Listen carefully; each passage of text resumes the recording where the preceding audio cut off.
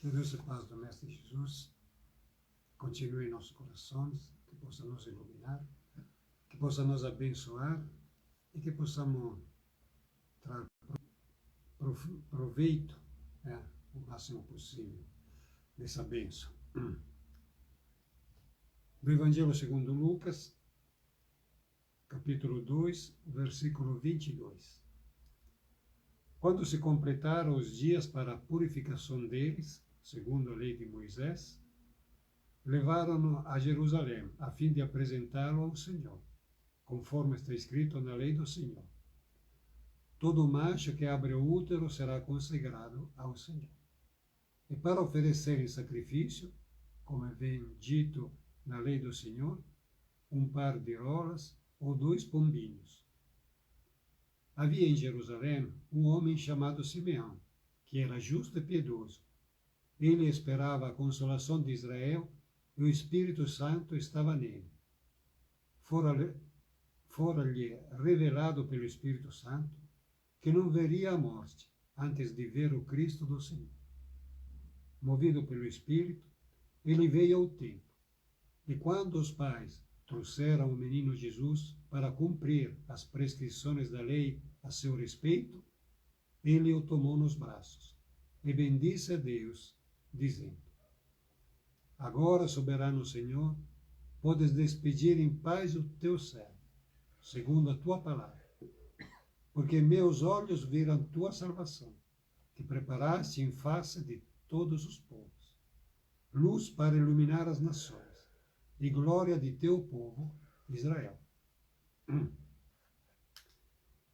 Aqui essa mensagem, mais uma vez, é bem forte e esclarecedora, se nós vamos ver aqueles detalhes que à primeira vista pode parecer desapercebidos.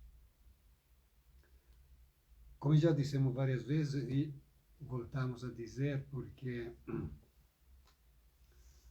ainda hoje tem muita resistência em aceitar o Antigo Testamento como palavra divina, como revelação, como uma coisa que abrange toda a humanidade.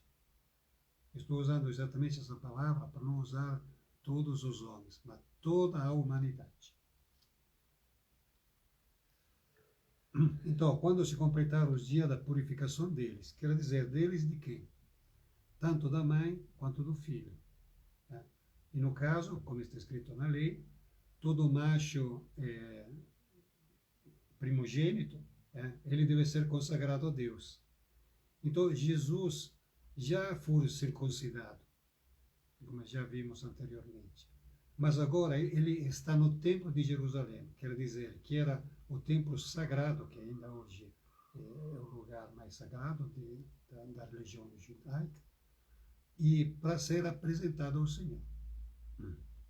E aí aconteceu um fato bem peculiar, porque tinha esse tal de Simeão, que, como já falamos, seria Simeão o Estaragita, que era praticamente um profeta, um grande homem, que estava esperando o Messias. Porque naquele tempo já se sabia que iria chegar o Messias naqueles tempos. Tanto quanto hoje a religião judaica já sabe que é o fim dos tempos. Mas fim dos tempos no que sentido? Que vai começar uma nova era. Tanto é que ainda hoje ele está esperando o Messias, por quê? Porque está acabando o tempo. Não tem mais tempo para esperar o Messias.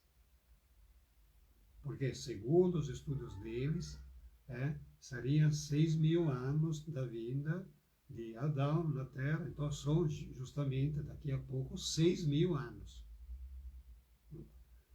Mas como é que para eles não veio ainda, ele está esperando algum acontecimento. Está esperando que venha, que se manifeste aquele que, pode dizer, que é o Messias, não o Salvador. Bom, dito isso, o que acontece?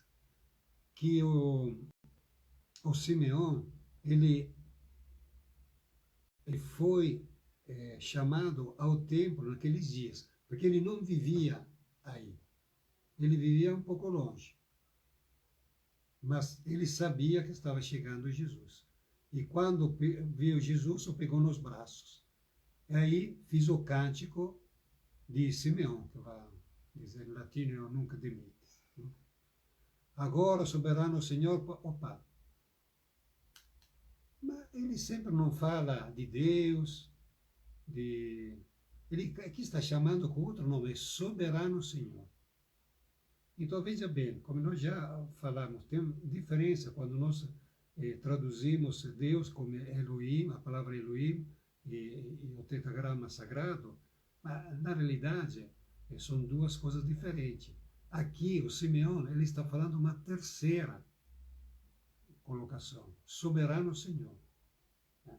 Reconhecendo que aquele que está lá nos braços dele não é Deus, o Deus que nós entendemos, Deus, o Criador do universo, mas é o enviado dele.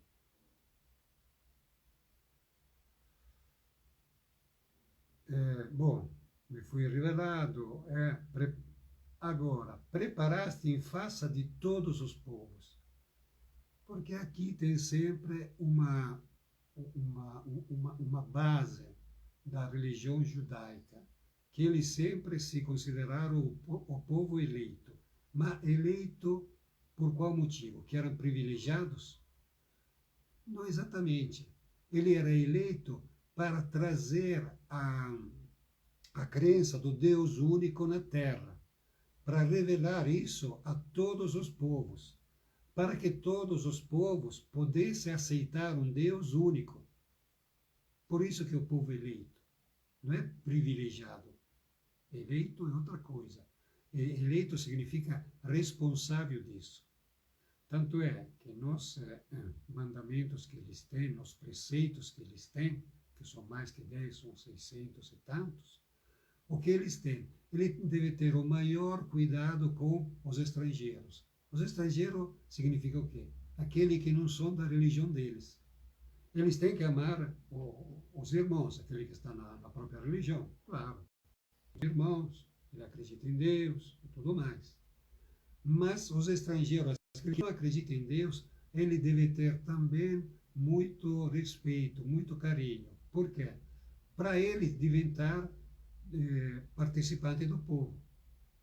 Porque, afinal de contas, eles também são criaturas de Deus.